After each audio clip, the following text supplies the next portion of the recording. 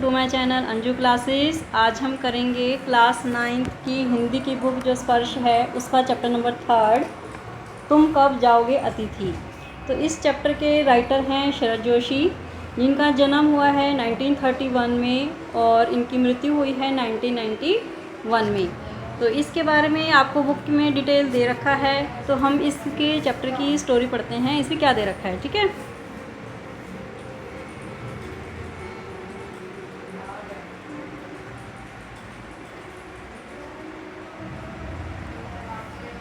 आज तुम्हारे आगमन के चतुर्थ दिवस पर यह प्रश्न बार बार मन में घुमड़ रहा है, तुम कब जाओगे अतिथि। मीन्स आज अतिथि को आए, अतिथि मीन्स क्या होता है, मेहमान। इसमें मेहमान को आए हुए चौथा दिन हो गया है, तो उस राइटर के मन में ये क्वेश्चन आ रहा है, प्रश्न आ रहा है कि वह कब जाएगा। तुम जहाँ बैठे निसंकोच सिगरेट का धुआं फेंक रहे हो, उसके ठीक सामने एक कैलेंडर है, देख रहे हो ना। इसकी तारीखें अपनी सीमा में नम्रता से फड़फड़ाती रहती हैं। विगत 2 दिनों से मैं तुम्हें दिखाकर तारीखें बदल रहा हूँ। तुम जानते हो, अगर तुम्हें हिसाब लगाना आता है, ये चौथा दिन है। तुम्हें सत आतिथ्य का चौथा भारी दिन। मीन्स वो उसका आतिथ्य करते करते जो है परेशान हो गया है, उसको जो है भारी पड़ रहा है, उसको चौथा दिन हो गया है। वो क्यों उसको भेजना चाह रहा है, क्योंकि उसकी जो आर्थिक स्थिति है वो अच्छी नहीं है घर की। तो उसको क्या लग रहा है कि भाई इसने हमें परेशान कर दिया है, तो अब इसको जाना चाहिए। पर ये क्या कह रहा है कि उसको लग ही न रहा मेहमान को, तो वो जो है वहीं पे आकर ही रच बस गया है। तो ये क्या कह रहा है, पर तुम्हारे जाने की तो कोई संभावना प्रतीत ही नहीं होती, लगता है कि तुम जाने वाले नहीं हो। लाखों मील लंबी यात्रा करने के बाद वे दोनों एस्ट्रोनॉट्स भी इतने समय चांद पर नहीं रुके थे जितने समय तुम एक छोटी सी यात्रा कर मेरे घर आए हो। तुम अपने भारी चरण कमलों की छाप मेरे ज़मीन पर अंकित कर चुके। तुमने एक अंतरंग निजी संबंध मुझसे स्थापित कर लिया। तुमने मेरी आर्थिक सीमाओं की बैंजनी चट्टान देख ली। मीन्स कि तुमने मेरी आर्थिक स्थिति देख ली है कि मतलब कि मेरी कैसी है आर्थिक स्थिति, मैं कितना गरीब हूँ, इतनी मेज़बानी नहीं कर सकता। तो तुम मेरी काफ़ी मिट्टी खोद चुके, मीन्स काफ़ी इंटरफेयर कर चुके हो। अब तुम लौट जाओ अतिथि। तुम्हारे जाने के लिए यह उच्च समय अर्थात हाई टाइम है। क्या तुम्हें तुम्हारी पृथ्वी नहीं पुकारती। इसका मतलब क्या कहना चाह रहा है कि क्या तुम्हारे अपने देश की, अपनी जगह की, अपने घर की याद नहीं आ रही जो हमारे घर आ गए हो। तो उस दिन जब तुम आए थे तो मेरा हृदय किसी अज्ञात आशंका से धड़क उठा था। क्या कि अंदर ही अंदर कहीं मेरा बटुआ काँप गया। उसे क्या लगा कि अब ये खर्चा हो जाएगा मेरा। तो उसके बावजूद एक स्नेह भीगी मुस्कुराहट के साथ मैं तुमसे गले मिला था। मीन्स प्यार से गले मिला था और हंसते हंसते। और मेरी पत्नी ने तुम्हें सादर नमस्ते भी की थी। तुम्हारे सम्मान में ओ अतिथि, हमने रात के भोजन को एकाएक उच्च मध्यम वर्ग के डिनर में बदल दिया था। मीन्स हमने क्या किया, मतलब जो नॉर्मल खाना जो होना चाहिए, जो रात का खाना जो होता है, उसको हमने क्या किया, एक अच्छा से अच्छा बनाने की उसको कोशिश की। डिनर में हमने चेंज किया। कैसे कि तुम्हें स्मरण होगा कि 2 सब्जियां और रायते के अलावा हमने मीठा भी बनाया था। इस सारे उत्साह और लगन के मूल में एक आशा थी, मतलब एक उम्मीद थी। तो आशा थी कि तुम दूसरे दिन किसी रेल से एक शानदार मेहमान नवाजी की छाप अपने हृदय में ले तुम चले जाओगे। मतलब कि तुम इसलिए हम खुश थे कि तुम इसलिए अच्छे से प्रोग्राम किया कि तुम अगले दिन जाने ही वाले हो। तो लेकिन और हम तुमसे क्या करेंगे, रुकने के लिए आग्रह करेंगे, लेकिन तुम नहीं मानोगे और एक अच्छे अतिथि की तरह चले जाओगे। मीन्स मेहमान की तरह चले जाओगे। पर ऐसा नहीं हुआ। तुमने क्या किया, दूसरे दिन भी तुम अपनी अतिथि सुलभ मुस्कान लिए मेरे घर में ही बने रहे। हमने अपनी पीड़ा पी ली। मीन्स हमने ये दुख सहन कर लिया और प्रसन्न बने रहे, खुश रहे। स्वागत सत्कार के जिस उच्च बिंदु पर हम तुम्हें ले जा चुके थे, वहाँ से नीचे उतर हमने फिर दोपहर के भोजन को लंच की गरिमा प्रदान की। मीन्स हमने सोचा कि चलो भाई अब दिन का खाना जो है उसको अच्छा बना देते हैं, हो सकता है कि वो शाम तक चले जाए। तो हमने क्या किया, दोपहर के भोजन को भी थोड़ा अच्छा सा बनाया और रात्रि को तुम्हें सिनेमा दिखाया, मूवी दिखा दी। तो हमारे सप्ताह का यह आखिरी छोर है, हमने सोचा, पर जिससे आगे हम किसी के लिए नहीं बढ़े। तो इसके तुरंत बाद भावभीनी विदाई का वह भीगा हुआ क्षण आ जाना चाहिए था। मीन्स तुम्हें चले जाना चाहिए था, लेकिन जब तुम विदा होते तो हम तुम्हें स्टेशन तक छोड़ने आते, पर तुमने ऐसा नहीं किया। तीसरे दिन की सुबह जब तुमने मुझसे कहा कि मैं धोबी को कपड़े देना चाहता हूँ, तो यह आघात अप्रत्याशित था। मीन्स और इसकी चोट मार्मिक थी। इट मीन्स क्या हुआ कि असहनीय था उसके लिए, उसे वह झटका लगा। तो तुम्हारे सामीप्य की वेला एकाएक यूँ रबड़ की तरह खिंच जाएगी, इसका मुझे अनुमान न था। तो पहली बार मुझे लगा कि अतिथि सदैव देवता नहीं होता, वह मानव और थोड़े अंशों में राक्षस भी हो सकता है। किसी लॉन्ड्री पर कप दे देते हैं, जल्दी धुल जाएंगे। मैंने कहा, मन ही मन एक विश्वास पल रहा था कि तुम्हें जल्दी जाना है। मतलब ये कह रहे हैं कि अतिथि ने कहा था कि किसी लॉन्ड्री पर दे देते हैं कपड़े तो जल्दी धुल जाएंगे। तो उसको क्या लगा राइटर को कि मेरे मन में विश्वास पड़ने लगा कि इसे जल्दी जाना होगा शायद। तो कहाँ है लॉन्ड्री? चलो चलते हैं, मैंने कहा और अपनी सहज बनियान पर औपचारिक कुर्ता डालने लगा। तो कहाँ जा रहे हैं? पत्नी ने पूछा। तो इनके कपड़े लॉन्ड्री पर देने हैं, मैंने कहा। तो मेरी पत्नी की आंखें एकाएक बड़ी बड़ी हो गई।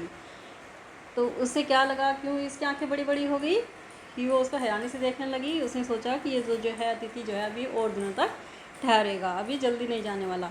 तो आज से कुछ बरस पूर्व उसकी ऐसी आंखें देख मैंने अपने अकेलेपन की यात्रा समाप्त कर बिस्तर खोल दिया था। पर अब जब वे आंखें बड़ी होती हैं तो मन छोटा होने लगता है। वे इस आशंका और भय से बड़ी हुई थी कि अतिथि अधिक दिनों तक ठहरेगा। और आशंका निर्मूल नहीं थी। आशंका निर्मूल नहीं थी मतलब बिना जड़ के नहीं थी, मतलब ऐसे ही उसकी आशंका नहीं थी। तो क्या उसने क्या कहा, अतिथि तुम जा नहीं रहे, लॉन्ड्री पर दिए कपड़े धुलकर आ गए और तुम यहीं हो। तो तुम्हारे भरकम शरीर से सलवटे पड़ी चादर बदली जा चुकी और तुम यहीं हो। मीन्स उसने कपड़े भी धुलवा गए तो तब भी जो है यहीं की यहीं है। तुम्हें देखकर फूट पड़ने वाली मुस्कुराहट धीरे धीरे फीकी पड़कर अब जो है लुप्त हो गई हैं। ये क्या कहने लगे हैं कि जो तुम्हें देख देख के जो हम मुस्कुराते रहते थे अब वो धीरे धीरे जो है फीकी पड़ने लगी हैं। मतलब अब हंसने का मन नहीं करता, अब उसे जो है अतिथि बोझ प्रतीत होने लग रहा है। तो ठाकों के रंगीन गुब्बारे जो कल तक इस कमरे के आकाश में उड़ते थे अब दिखाई नहीं पड़ते। मीन्स जो उनकी हंसी खुशी थी, जो वो हंस के बातें करते थे चिल्ला चिल्ला के, तो जो है अब जो है सब तरफ जो है एकदम शांत हो गया है। मतलब उनकी किसी की आवाज़ सुनाई नहीं दे पड़ रही, सब तरफ सन्नाटा हो गया है। बातचीत की उछलती हुई गेंद चर्चा के क्षेत्र के सभी कोनलों से टप्पे खाकर फिर सेंटर में आकर चुप पड़ी है। मीन्स गेंद अकेली ही उछल रही है। मीन्स जैसे उनकी जो बातें हैं वो बिल्कुल बंद हो गई हैं। अब इसे ना तुम हिला रहे हो और ना ही मैं। कल से मैं उपन्यास पढ़ रहा हूँ और तुम फिल्मी पत्रिका के पन्ने पलट रहे हो। शब्दों का लेन देन मिट गया और चर्चा के विषय चुप गए। तो परिवार, बच्चे, नौकरी, फिल्म, राजनीति, रिश्तेदारी, तबादले, पुराने दोस्त, परिवार नियोजन, महंगाई, साहित्य और यहाँ तक कि आंखें मार मार कर हमने पुरानी प्रेमिकाओं का भी जिक्र कर लिया और अब एक चुप्पी है। मीन्स अब उनके पास सब बातें ख़त्म हो गई हैं, अब उनका बात करने का कोई मन नहीं है। सौहार्द अब शनय शनय बोरियत में रूपांतरित हो रहा है। सौहार्द मीन्स उनकी जो खुशी जो थी अब धीरे धीरे जो है उनको बोर लगने लगी हैं। रूपांतरित मीन्स होता है चेंज होना। तो भावनाएं गालियों का स्वरूप ग्रहण कर रही हैं, पर तुम जा नहीं रहे। किस मीन्स जो है उनसे गालियाँ भी निकल जा रही हैं। जो पहले उनका प्रेम जो था अब वो गालियों में भी बदल रहा है। तो किस अदृश्य गोंद से तुम्हारा व्यक्तित्व यहाँ चिपक गया है, तो मैं इस भेद को सपरिवार नहीं समझ पा रहा हूँ। मीन्स वो यहाँ पर क्यों आके ठहर गए हैं। तो बार बार यह प्रश्न उठ रहा है, तुम कब जाओगे अतिथि? तो कल पत्नी ने धीरे से पूछा, कब तक टिकेंगे यह? तो मैंने कंधे उचका दिए, क्या कह सकता हूँ, मैं तो आज खिचड़ी बना रही हूँ, हल्की रहेगी। तो बनाओ। तो सत्कार की उष्मा जो है समाप्त हो रही थी। मीन्स अब उनकी जो है गर्मी में जो उनका जो काम करने का जो जोश था वो ढीला पड़ रहा है। तो डिनर से चले थे, खिचड़ी पर आ गए। अब भी अगर तुम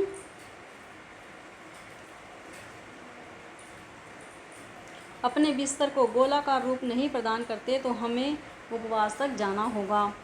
मीन्स अगर तुम अभी भी नहीं जाओगे, बिस्तर को गोलाकार रूप नहीं दोगे, मतलब तुम अपने बिस्तर नहीं समेटोगे, तो हमें जो है उपवास तक भी जाना पड़ेगा, मतलब खाना ही नहीं देंगे। तो तुम्हारे मेरे संबंध एक संक्रमण के दौर से गुजर रहे हैं।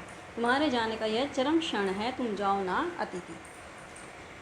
ठीक है। तो तुम्हें यहाँ अच्छा लग रहा है ना, मैं जानता हूँ। दूसरों के यहाँ अच्छा लगता है। अगर बस चलता तो सभी लोग एक दूसरे के यहाँ रहते, पर ऐसा नहीं हो सकता। क्यों? क्योंकि अपने घर की महत्ता के गीत इसी कारण गाए गए हैं कि सबको अपना घर ही अच्छा लगता है। तो होम को इसी कारण जो है स्वीट होम कहा गया है कि लोग दूसरों की होम की स्वीटनेस को काटने ना दौड़ें। मीन्स दूसरों की स्वीटनेस को ख़त्म ना करें, उसके बरकरार रखें। तो तुम्हें यहाँ अच्छा लग रहा है, पर सोचो प्रिय कि शराफत भी कोई चीज़ होती है। और गेट आउट का भी एक वाक्य है जो बोला जा सकता है। तो अपने खराटों से एक और रात गुंजायमान करने के बाद कल जो किरण तुम्हारे बिस्तर पर आएगी वह तुम्हारे यहाँ आगमन के बाद 5वें सूर्य की किरण, परिचित किरण होगी। तो आशा है वह तुम्हें चूमेगी और तुम घर लौटने का सम्मानपूर्ण निर्णय ले लोगे, मतलब कि तुम लौट जाओगे। तो मेरी सहनशीलता की वह अंतिम सुबह होगी। तो उसके बाद मैं स्टैंड नहीं कर सकूँगा और लड़खड़ा जाऊँगा। तो मेरे अतिथि, मैं जानता हूँ कि अतिथि देवता होता है, पर आखिर मैं भी मनुष्य हूँ। मतलब मैं कोई तुम्हारी तरह देवता नहीं। एक देवता और एक मनुष्य अधिक देर साथ नहीं रहते। देवता दर्शन देकर लौट जाता है। तुम लौट जाओ अतिथि, तो इसी में तुम्हारा देवत्व सुरक्षित रहेगा। यह मनुष्य अपनी वाली पर उतरे उसके पूर्व तुम लौट जाओ। ओह, तुम कब जाओगे अतिथि। तो इस चैप्टर में जो है राइटर क्या कहना चाह रहा है कि वो जो है परेशान हो गया है उससे कि जो 1-2 दिन तक का तो ठीक होता है किसी के मेहमान का आना, पर उसके बाद जो है उसे बोरियत लगने लगती है। ख़ासतौर पे कब, जब उसकी आर्थिक स्थिति जो है अच्छी नहीं होती। तो ठीक है, थैंक यू।